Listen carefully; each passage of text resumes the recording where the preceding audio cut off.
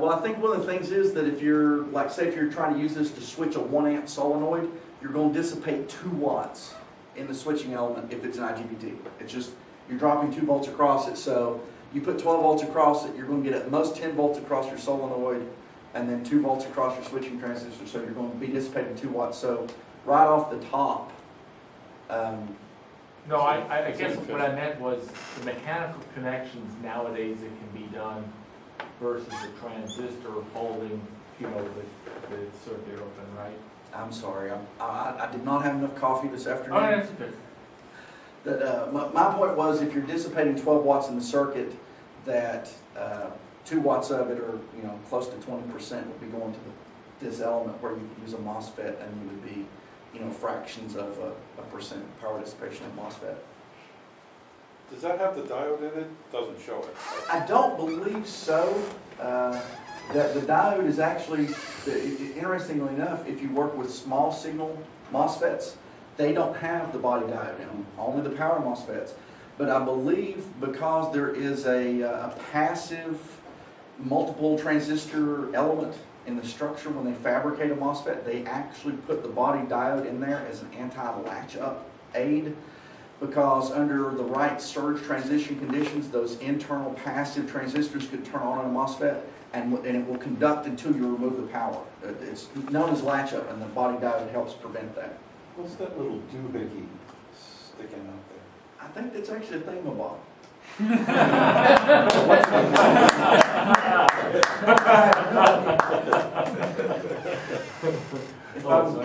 If I'm guessing looking at the picture, I'd say it's this thingamabob.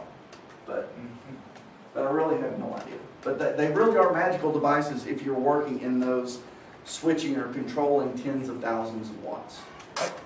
Shane, I've seen these mounted on water-cooled plates. Yes. Water-cooled, air-cooled, Yeah. massive stuff. Massive copper plates that have serpentine cooling. If you've seen a modern welding machine, probably had IGBTs in it.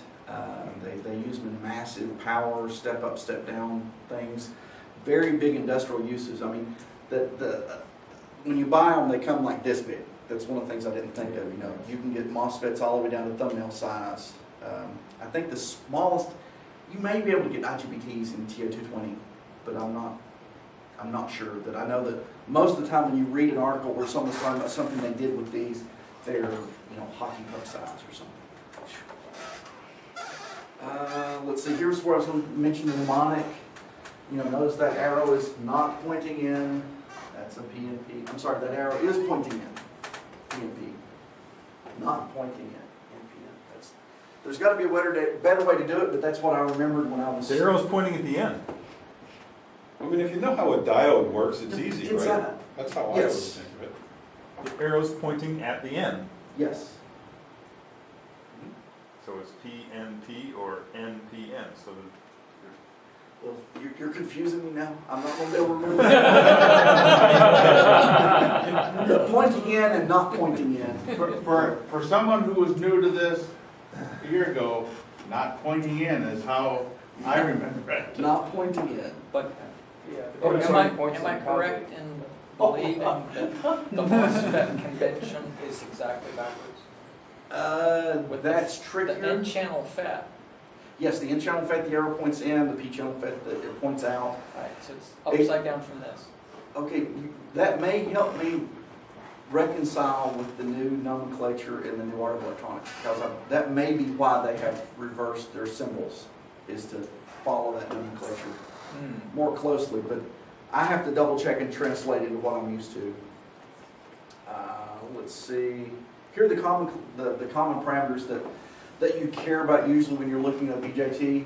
That your collector emitter voltage, which tells you what voltage you can work as a standoff. Standard vanilla transistor TO92 is like a 2N3904, which is a 40 volt device and can do 20 milliamps, and I think has a gain of between 100 and 200. The other is to look at the collector current, and the DC current gain is not really a big factor when you're comparing transistors, unless you're talking about very high current stuff. The VBE is the minimum voltage you need to start conduction from the base. It's used a lot in analog though. Oh, yes. The Amplifiers and that kind of stuff, you have to be very conscious of the HFE. Yes, but again, if it gets to where that matters, then you're using a feedback circuit, which should adjust the feedback should take care of adjusting for the gain, as long as you stay within the envelope. And what I was going to say, that's those two numbers are the same for many BJTs, 0.6 volts, and the saturation voltage will be between 0.1 and 0.2 volts. It's easy to substitute BJTs. This is one of the things that I feel like that people who are just starting with electronics struggle with a little bit, that I can't build this part because it calls for a 2N 2222 and all I have is a 2N 3904. That really, just look at these specs, and if you can figure out which one of those specs that your circuit is flirting most closely with the limit, then that will tell you what you can substitute. Like going from a PN2222 or a 2N2222 to the 2N3904, the only real difference between those is the 2222 can go up to, is rated for an amp, and the other one is rated for 200 milliamps. So if you're switching on a 100 milliamp relay, it doesn't make a bit of difference which one you use. And there are 100 different transistors that you can substitute for. Very rarely is there one specifically that you need. If you're running into one specifically that you need, that's much more common in analog, like Carl mentioned, because it may be matched. If it's being used in a pair, it may be matched in gain to a complementary one, and you may want to get those in pairs. And they're actually special transistors that when you buy them, they come in matched pairs.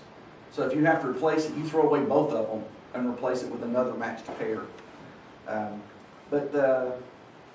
long as you're replacing an NPN with a PNP with a PNP, you're going to do pretty good. I've repaired equipment when I was in graduate school at State just by, oh hey, this looks like it's a big Mohawk, and I think it was a PNP at the time. I went to Radio Shack and bought a big Mohawk and PNP. Didn't even have the same form factor. I think one was a giant, the one I found at Radio Shack seemed to be a giant package that I wasn't familiar with. TO3 or something? No, it wasn't a TO3, but it was the big wide, it's like a wide 220. 247. Yeah, 240, I think it was 247. And the one I was replacing was a 223, so I'm starting with like a 40-watt soldering, melting everything. You just tap it and, you know, solder melts for like three devices. But swapped it out, and I guessed right that was the power switching element, and that was most likely to fail, and it had failed. So our Bueller polisher came back up and running. MOSFETs, also easy to substitute until you get to the limits. If you're not using a part that was selected for some very specific capacity, as long as your voltage rating is over what you need, as long as your current rating is over what you need, you do want to check the drain resistance, but usually you're in the ballpark. You wouldn't want to be replacing a MOSFET that had a 50 milliohm on resistance with something that had an on resistance of 500 milliamps, just because you're going to greatly increase your power dissipation. Really the one to watch out for is the gate sensitivity and the logic level, and it's because the vendors play a little fast and loose with specifying it, because you have to not just glance at the data sheet, you actually have to read it to see, because they'll throw up, oh, this device has a 2.5 milliohm or has a 6.8 milliohm resistance, and it's logic sensitive, and then you read down the data sheet and you find out, yes, it's logic sensitive, but the number they quoted was not a logic level. The number they quoted was at 10 volts. So no, you can't drive this at logic level and get 6.8. If you drive it at logic level, you get 11. It's not a big difference, but if you're flirting at the margins, that's when it can be important. This logic level. Logic level, that's a good question. It means almost anything you want it to mean. That's another thing. Sounds logical. There you go, logic level. That's what I call level thinking. Logic level used to be that FET could be turned on fully enhanced by 5 volt TTL logic. But as logic has gone from 5 volts to 3.3 volts, and now to 2.2 or 1.8, that logic level means different things to different people, even within the same vendor in different product families. It means different things. So this is one of the times where you have to go look at the data sheet, you have to go look at the curves. Yes? But is it not true that logic level means it'll turn off at 0 volts, whereas a non-logic MOSFET requires a negative gate to turn off? Not when you're talking about these enhancement type MOSFETs. Oh, These will turn off at any voltage below the gate threshold voltage, below the threshold. which is another number that they put on the data sheet that doesn't really mean anything. But if you, it's actually very nerdy cool. Bear with me for a second. If you look at a nice long oscilloscope chart of the MOSFET turning on, the threshold voltage is when it just starts to conduct. Not when you could use it for anything usable, but when electrons start flowing. And then it uses a certain capacitance when you go up. But as soon as it starts to conduct, that induces another capacitance. So the gate voltage kind of rounds over and goes flat for a little while. It goes through like 3 regions while you're turning it on. But again, logic level means different things to different people. And one of the things to watch out for is Brian pulling a MOSFET that says logic level right there in big bold letters at the front of the data sheet, but they're all talking about 5 volts. And you have to look at the curve to see it may not be usable at all at 3.3 volts. But I've seen some that will start turning on at 1.9 or 2 volts that would be great and fully enhanced, or enhanced enough by 3.3 volts. These can, Yes. the 6201 can turn on a half a volt. Oh, a half volt. Wow, I did not know how those went that low. But yeah, the MOSFETs are actually one of the more slippery elements.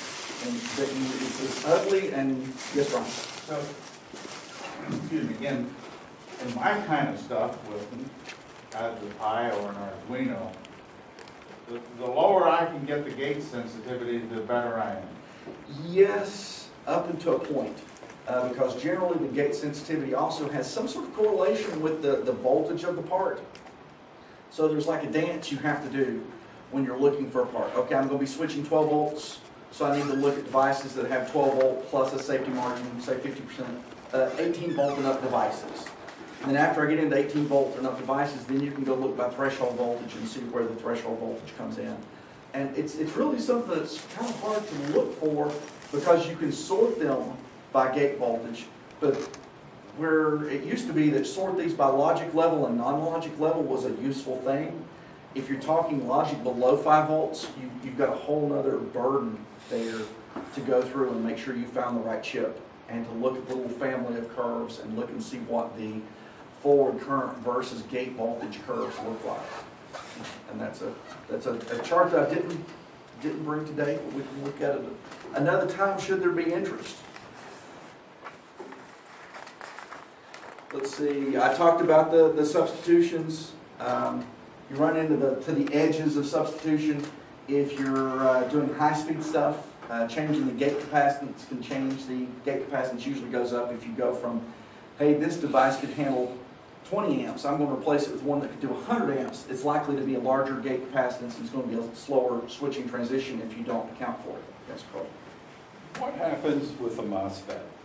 If you take the gate and you go all the way to the positive rail and then all the way to the negative rail. It turns on, then it turns off. Okay, so, but you're not going to cause issues with that MOSFET? Or does it need a resistance in there in order to? No, you don't need a resistance in there. You can use mechanical switches and do it, and it's just going to be little high current pulses. The limitation is that they'll have a maximum rating on the gate voltage. It's usually the absolute max is like 20 volts. So if you're below 20 volts, you can tie it up there. But if you're doing 36 volts, you wouldn't want to pull the gate up to 36 volts because you'll exceed the maximum rating. And what they would do in that case is you include a little gate resistor and then a a Zener diode to limit the voltage to the gate. And lots of circuits, particularly if it's in a very noisy environment, they'll go ahead and stick a little Zener diode on there. Anyway, it's usually a 12 volt or 15 volt Zener just to clamp the gate voltage, keep it from going up. But no, it doesn't care. It's a capacitor.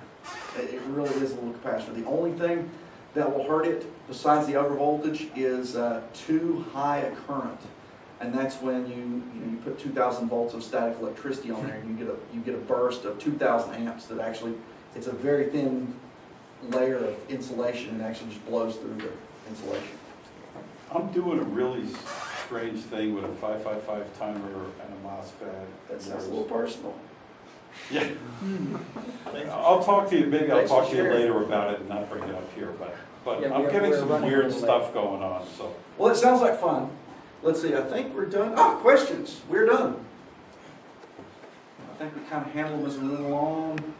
And if something comes to you later, feel free to email me on the list. Can we get a copy of your slides? Yes, I will give you a copy of my slides. Maybe Shane, sometime you could talk about it like an H-bridge. I like the concept of H-bridges, but I would rather tell you what they are than tell you where to go buy them at Pololu. Okay. That every time I've been tempted to build an H-bridge, I've come to my senses and ordered one. In order. Now I have spares sitting on the shelf, so I envision never building an H-bridge. Okay. Yeah. Application question. Certainly.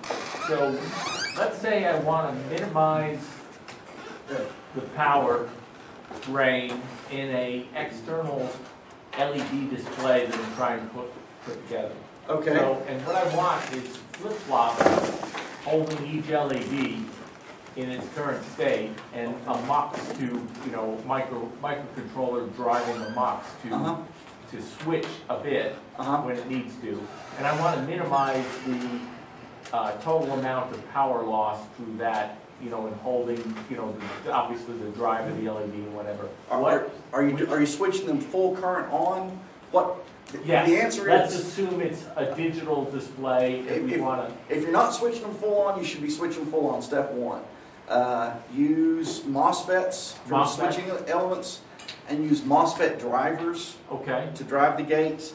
And what they'll do is let you use very short transitions, so you can use a lower duty cycle, so you can run them at a higher current. Yeah, duty cycle really isn't a problem for me. I really want something to hold it at very low power, basically. Well, what it lets you do is there's a human eye sensitivity model. Yeah. And that you can actually run LEDs at a much lower power, much lower duty cycle by using high pulses of short width, because our eye sees that peak. Sure. And remembers it. Sure. So, But if I was doing a graphic application or animation or whatever, that would be a concern. I'm just, let's say I'm going to put something out that could flip like a board. okay, I'm thinking backlighting. Is that what you're talking about? No. Okay. No. So it's not for illumination. It's for display. I want to have discrete LEDs displaying something in a matrix, and I want it to be held. And it could be updated so it could go and it wouldn't have to be fast switching or anything. Google for human eye sensitivity models. Okay. Because there's an entire, I've read a couple of great articles. Is there something that integrates that whole thing? Because I know about these RGB LEDs and these strips and stuff. What? Take it up with him later. Okay. Thank you, Shane. Thank you.